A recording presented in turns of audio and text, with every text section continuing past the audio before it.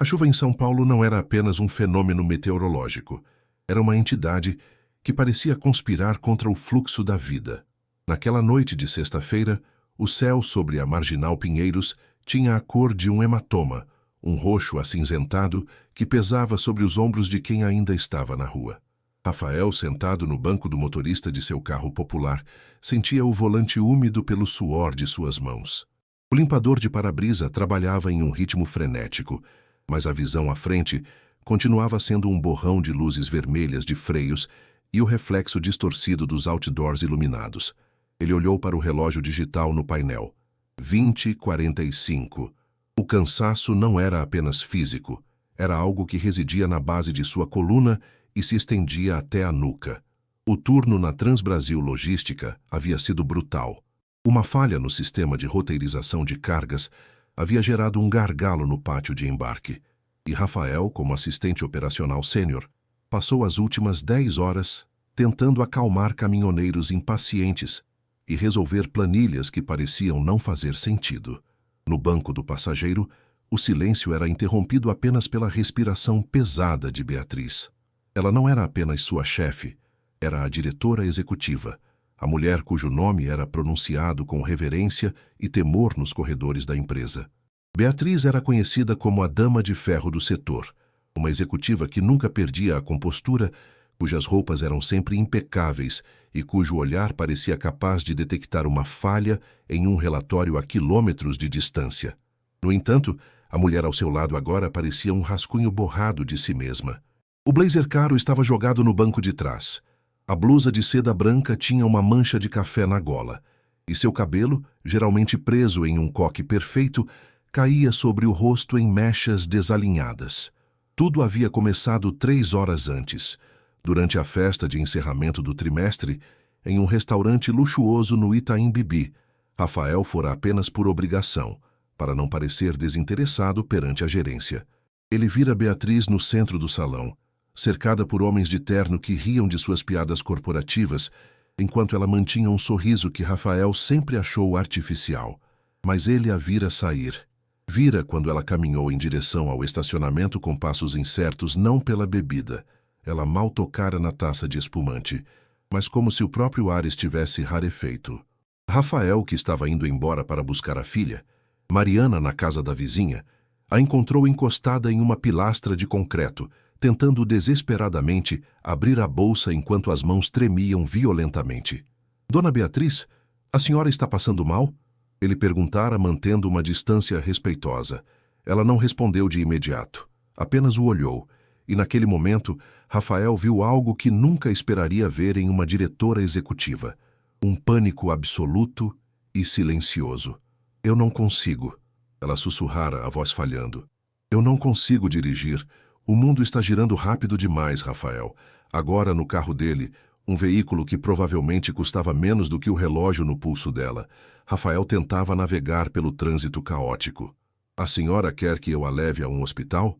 Rafael perguntou, sua voz soando calma, um contraste necessário ao estado dela. O Albert Einstein não fica longe daqui.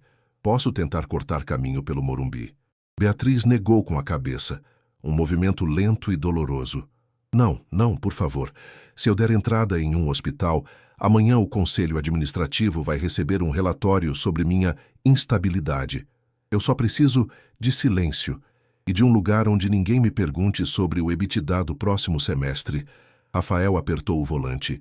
Ele pensou em Mariana. A vizinha, Dona Lourdes, era uma senhora paciente, mas Rafael odiava chegar tarde.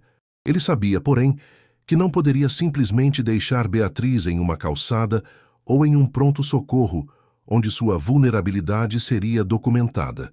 Minha casa fica na Muca, disse ele, hesitante.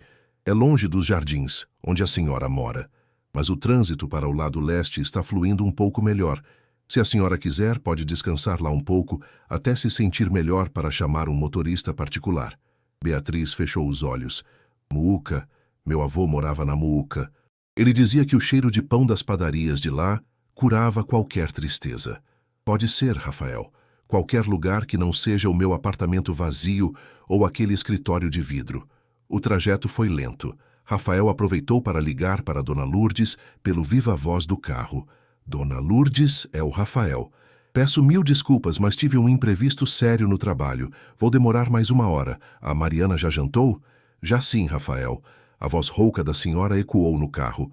Ela está aqui vendo desenho com o meu neto. Não se preocupe, ela está bem. Mas não corra nessa chuva. O rádio disse que tem pontos de alagamento. Obrigado, Dona Lourdes. Eu chego logo. Rafael desligou e sentiu o olhar de Beatriz sobre ele. Mariana é sua filha? É sim, 8 anos. É o meu mundo inteirinho. Rafael sorriu de canto, um reflexo involuntário. E a mãe dela? A pergunta de Beatriz foi direta, mas não parecia invasiva. Soava como se ela estivesse tentando se agarrar a qualquer fragmento de realidade para não afundar no próprio mal-estar. Foi embora quando a Mari tinha 3 anos. Não aguentou a rotina, disse que São Paulo a sufocava e que ela não tinha nascido para ser dona de casa. Às vezes ela manda um cartão no aniversário, mas a Mari mal se lembra do rosto dela. Sou eu e ela desde sempre. Beatriz suspirou encostando a cabeça no vidro frio da janela.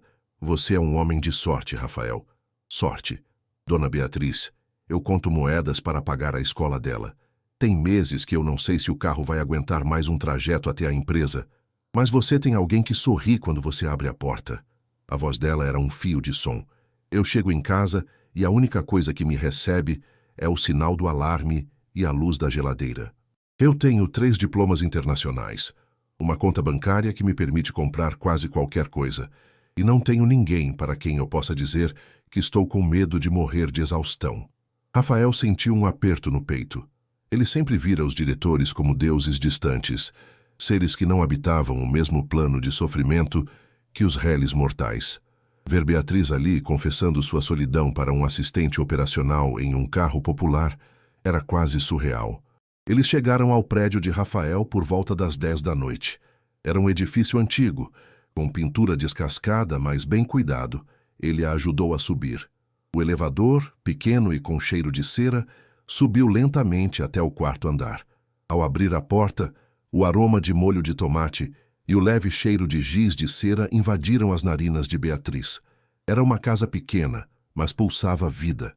Haviam desenhos espalhados pela mesa de jantar, um par de tênis infantis perto do sofá e uma estante cheia de livros de contos de fadas misturados com manuais de logística. Sente-se, por favor, disse Rafael indicando o sofá de sarja cinza. Eu vou buscar uma água para a senhora. Ou prefere um chá? A água está ótimo, obrigada. Beatriz sentou-se e olhou ao redor. Seus dedos tocaram a textura do sofá. Ela parecia estar processando o ambiente, como se estivesse em um planeta estrangeiro. Rafael voltou da cozinha com um copo de água e uma toalha limpa. A senhora está um pouco molhada da chuva. Pode usar isso. Obrigada, Rafael. E me chame apenas de Beatriz, pelo menos por esta noite. As paredes da empresa ficaram lá na marginal. Ele assentiu, sentando-se na poltrona à frente dela. O silêncio que se seguiu não era desconfortável. Era o silêncio de 2 sobreviventes de uma tempestade que finalmente encontraram terra firme. Por que você faz isso? Ela perguntou subitamente após beber um gole da água. Isso o quê? Por que me ajudou? Você sabe que eu sou uma carrasca. Eu cobro metas impossíveis. Eu não sorrio para ninguém. Eu já demiti pessoas por muito menos do que o erro que aconteceu hoje no pátio. Você poderia ter me deixado lá. Seria até uma forma de vingança poética para muitos no seu setor. Rafael olhou para as próprias mãos, marcadas pelo trabalho. Eu não vejo o mundo assim, Beatriz. Eu vi uma pessoa sofrendo. Se fosse o meu vizinho ou um desconhecido na rua, eu faria o mesmo. E para ser sincero, eu sempre achei que aquele seu jeito na empresa era uma armadura pesada demais para qualquer pessoa carregar o dia todo. Eu já trabalhei com muitos chefes. Os que gritam são os que têm mais medo. Beatriz deu um sorriso amargo. Medo, sim. Eu tenho pavor de falhar. Se eu parar por um segundo, os tubarões ao meu redor me devoram. Ricardo, o diretor financeiro, está apenas esperando um deslize meu para levar meu cargo ao conselho. Se ele me visse agora... Mas ele não está vendo, interrompeu Rafael. Aqui a senhora é só a Beatriz. E o conselho não manda na muca. Nesse momento, o som da porta se abrindo interrompeu a conversa. Mariana entrou correndo, seguida pela dona Lourdes. Pai, você chegou! A menina parou abruptamente ao ver a mulher elegante e desconhecida sentada no sofá. Seus olhos grandes foram de Rafael para Beatriz em uma fração de segundo. Mari, esta é a Beatriz. Ela trabalha com o papai e não estava se sentindo bem por causa da chuva, então veio tomar uma água. Mariana, com a naturalidade que só as crianças possuem, caminhou até Beatriz. Você está com dor de cabeça?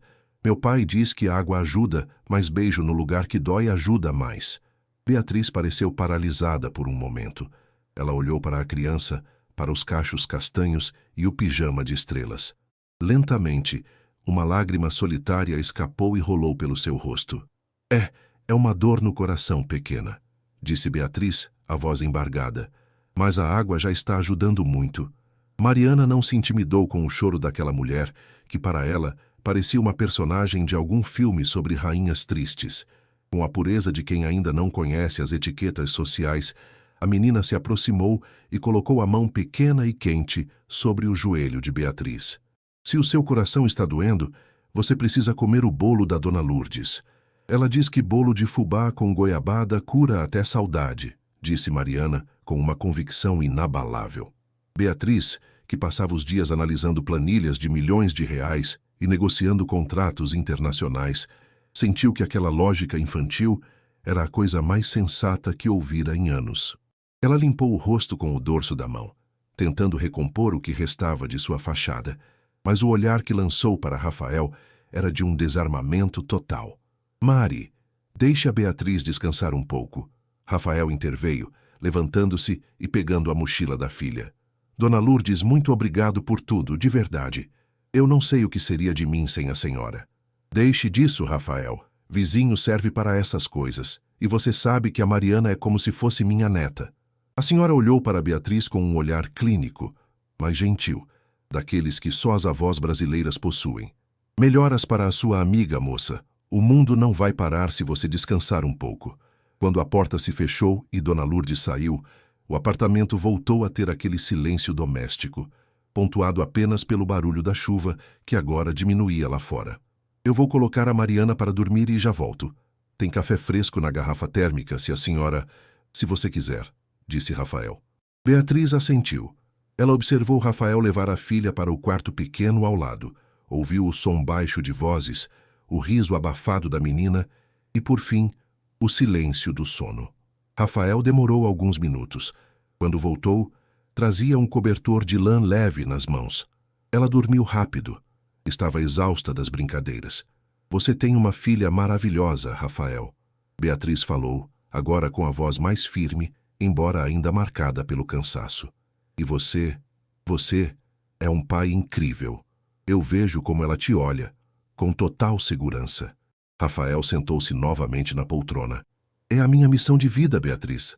Às vezes eu acho que falho, que não dou as coisas que ela merece, mas aí eu lembro que, no fim das contas, o que ela quer é que eu esteja aqui para ouvir como foi o dia dela. É exatamente isso que falta. Beatriz refletiu olhando para o teto. Eu passei a vida toda construindo coisas para ter, mas eu não sou ninguém para ninguém.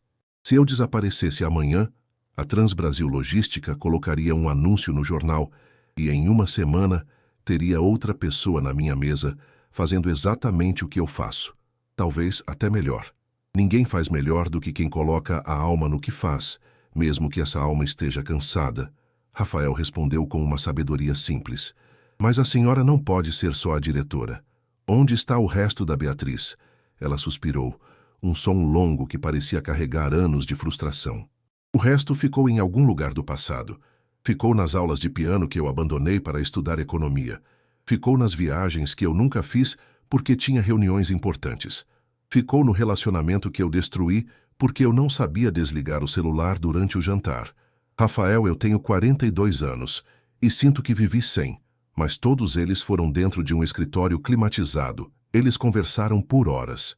A madrugada avançava e a chuva finalmente parou, deixando apenas o som do gotejamento nas calhas do prédio. Rafael contou sobre suas lutas na periferia, sobre como o trabalho na logística era pesado, mas como ele encontrava beleza na organização do caos. Beatriz, por sua vez, contou sobre a pressão de ser uma mulher em um cargo de alto escalão, onde qualquer sinal de emoção era lido como histeria e qualquer erro era amplificado por 10. Perto das 3 da manhã, Beatriz bocejou. Eu deveria ir. Não quero abusar da sua hospitalidade. A essa hora? É perigoso, Beatriz. E a senhora ainda parece um pouco tonta. O sofá abre e vira cama. Eu tenho lençóis limpos. Amanhã de manhã, depois do café, eu te levo ou chamamos um carro. Ela hesitou. O protocolo dizia que era inadequado. A hierarquia da empresa gritava que era um erro.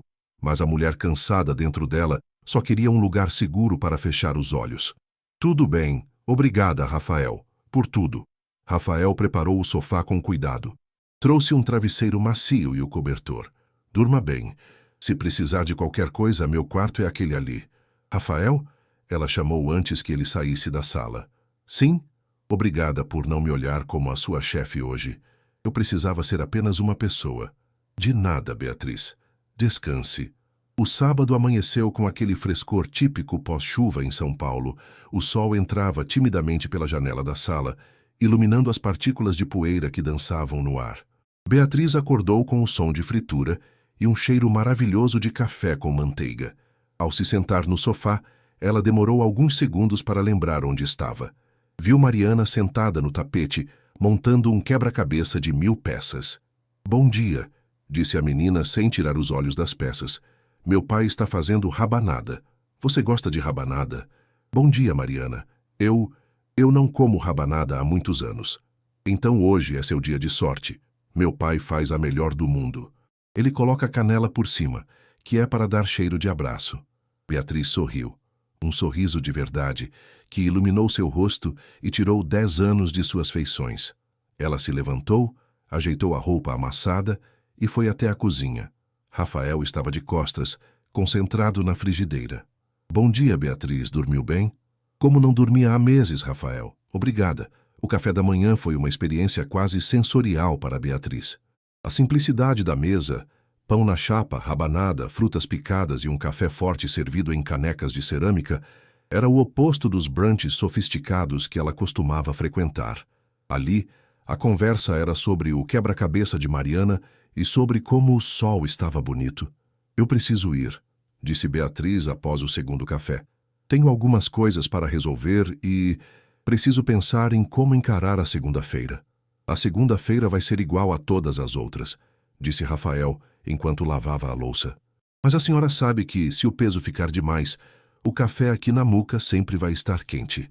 Eu sei, Rafael, eu sei. Ele a levou até o térreo. No pátio do prédio, um carro de aplicativo já a esperava. Antes de entrar, ela parou e olhou para ele. Rafael, na segunda-feira na empresa? Eu sei. Ele a interrompeu com um aceno de cabeça. Diretora e assistente operacional. Nada mudou. Mudou sim. Ela disse baixinho, quase para si mesma. Mudou muita coisa. A segunda-feira na Transbrasil, logística começou com a tensão habitual. O pátio estava lotado, os telefones não paravam de tocar e a pressão pelas metas de final de mês pairava no ar como uma fumaça invisível. Rafael estava imerso em uma pilha de conhecimentos de transporte quando viu o elevador da diretoria se abrir.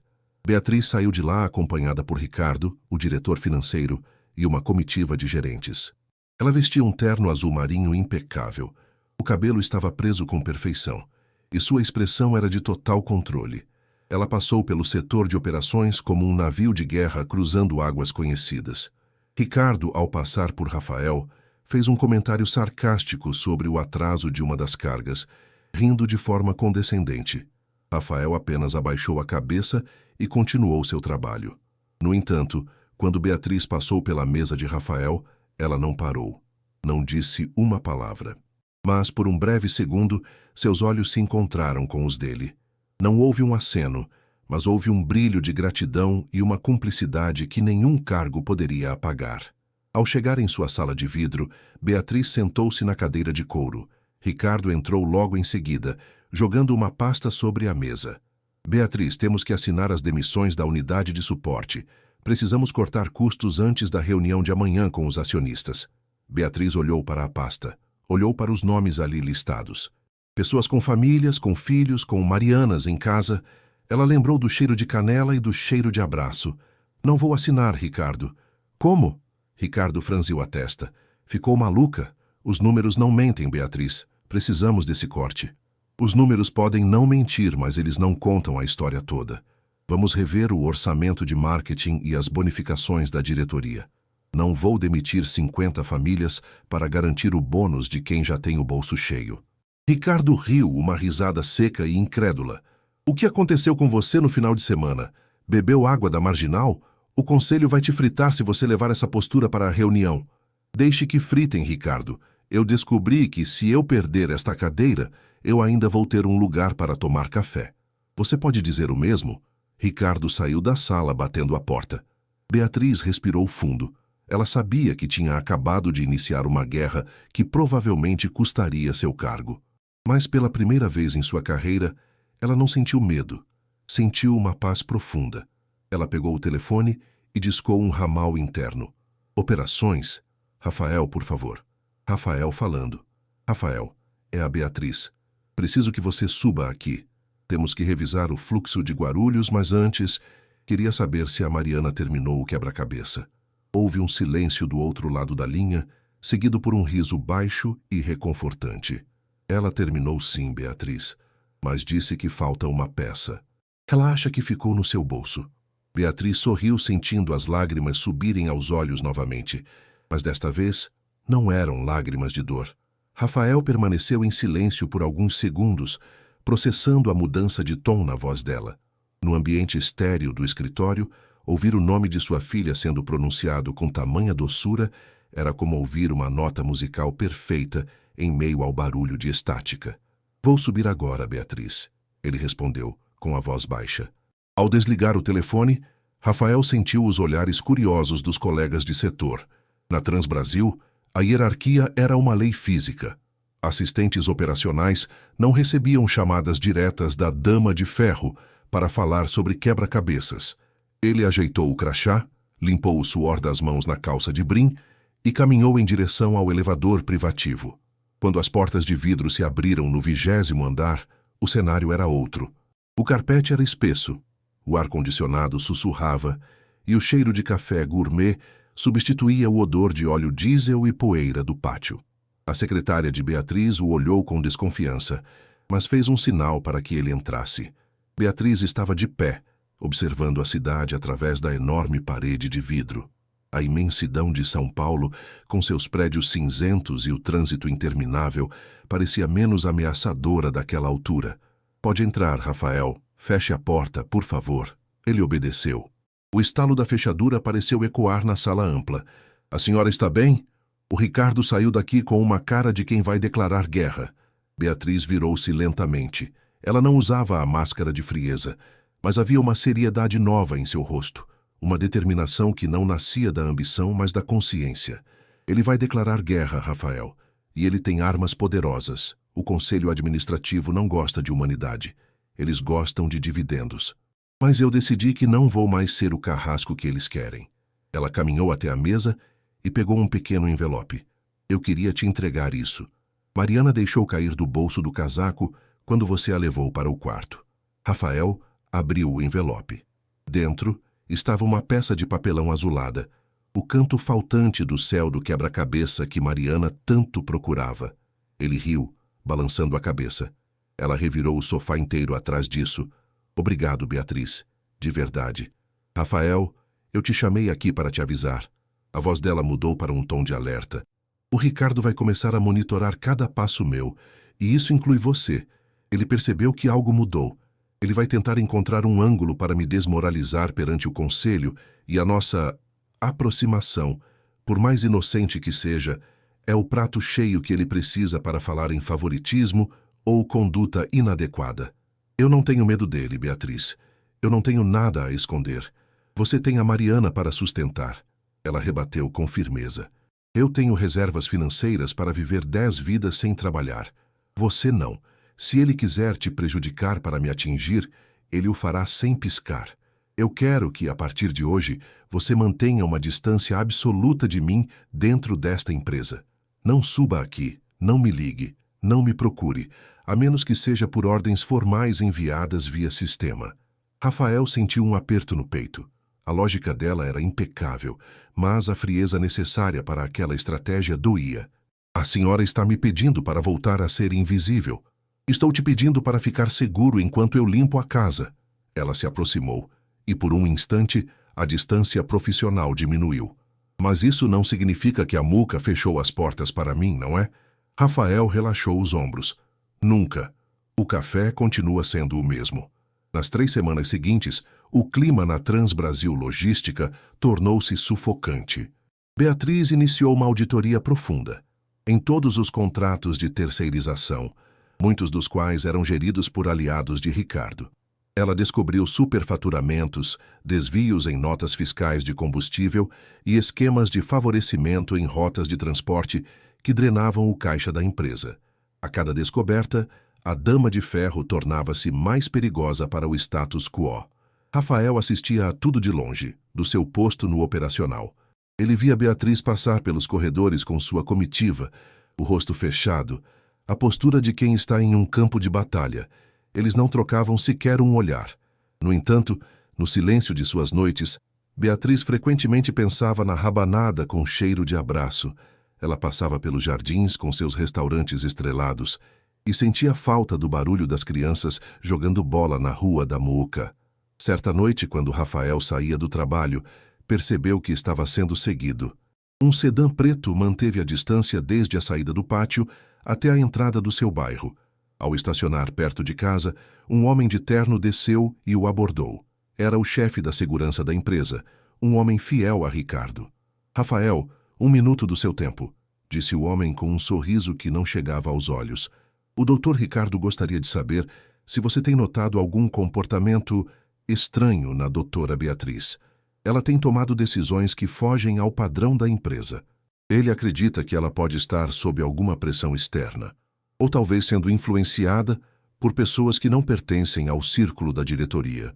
Eu não sei do que o senhor está falando, Rafael respondeu mantendo a voz neutra. Eu sou assistente operacional. Meu contato com a diretoria é 0.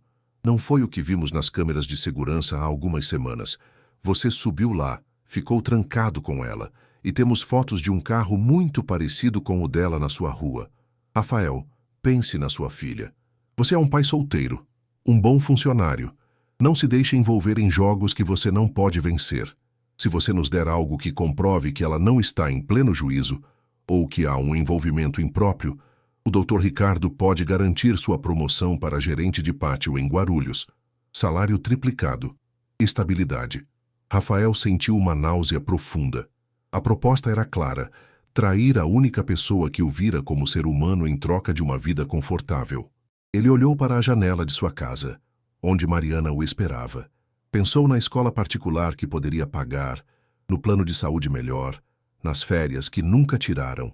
Digam ao Dr. Ricardo que a doutora Beatriz é a profissional mais íntegra que já conheci e que, se ele quiser uma promoção para mim, que me dê por mérito, não por mau caratismo. O homem de terno fechou o rosto. Você está cometendo um erro grave, Rafael. A queda dela é inevitável. Quando o navio afundar, você vai estar no porão. Rafael entrou em casa trêmulo. Ele sabia que o confronto final estava próximo. Naquela mesma noite, ele enviou uma mensagem para o número pessoal de Beatriz, algo que não fazia desde que ela pedira distância. Eles vieram atrás de mim hoje. O Ricardo está desesperado. Tome cuidado. Se eu cair, quero que você saiba que Mariana me ensinou mais sobre a vida em uma manhã do que eu aprendi em 40 anos. Obrigado, Rafael. Trazia apenas um tablet e uma calma que incomodava. Senhores, começou ela, ignorando os olhares gélidos, antes de discutirmos minha permanência, quero que analisem estes dados. Ela projetou na tela gigante os resultados da auditoria. Os números eram irrefutáveis. O esquema de Ricardo fora exposto em detalhes. Nomes, datas, contas bancárias em paraísos fiscais e a prova de que ele estava sabotando a operação de Guarulhos para forçar demissões e lucrar com uma nova empresa de logística que ele mesmo criara em nome de Laranjas. O silêncio na sala foi absoluto. Ricardo empalideceu, a arrogância esvaindo-se de seu rosto como água por um ralo. Eu não tomei estas decisões por instabilidade, continuou Beatriz, olhando diretamente para o presidente do conselho. Tomei porque descobri que esta empresa estava sendo sangrada por dentro. E se a minha humanidade é um problema, talvez o problema seja o conceito de sucesso desta mesa. Eu protegi os funcionários porque eles são a alma deste lugar, enquanto alguns aqui os viam apenas como gordura a ser cortada para esconder roubos. O conselho deliberou por 3 horas. Ricardo foi retirado da sala pela segurança. Houve uma reestruturação imediata. Lá embaixo, no pátio, Rafael trabalhava sob o sol quente, sem saber o que estava acontecendo no topo do edifício, até que o sistema de som da empresa anunciou um comunicado geral. Beatriz permanecia como CEO, com plenos poderes para a reestruturação ética da companhia. Rafael sorriu e voltou ao trabalho. Ele não esperava uma promoção, não esperava um prêmio. O fato de ela ter vencido já era o suficiente. Ao final do dia, ele caminhava para o estacionamento quando viu o carro de Beatriz parar ao seu lado. Ela desceu e, pela primeira vez na frente de todos, caminhou até ele. O pátio inteiro parou para olhar. Rafael, ela chamou. Dona Beatriz, parabéns pela vitória. Não foi uma vitória minha, foi nossa. Ela entregou a ele um crachá novo. Você não é mais assistente operacional. A auditoria mostrou que você tem gerido o fluxo de cargas de forma muito mais eficiente do que os gerentes que eu demiti hoje. Você é o novo coordenador geral de operações. E não, isso não é um favor, é justiça. Rafael olhou para o crachá. O salário seria maior, a responsabilidade também. Mas o que mais importava era o respeito em seus olhos. Beatriz, eu não sei o que dizer. Não diga nada. Só me prometa uma coisa. O quê? Que o café na Muca no próximo sábado ainda está de pé. Eu preciso de outra rabanada para celebrar a minha nova vida. Rafael sorriu guardando o crachá no bolso. Mariana já comprou a canela. Eles se despediram com um aperto de mãos firme, sob os olhares atônitos da empresa. Beatriz entrou em seu carro e partiu. Rafael caminhou para o seu carro popular, sentindo que pela primeira vez o peso do mundo não estava sobre seus ombros, mas sim que ele fazia parte do que o mantinha girando. A vida em São Paulo continuaria caótica, a chuva voltaria a cair e os desafios seriam diários.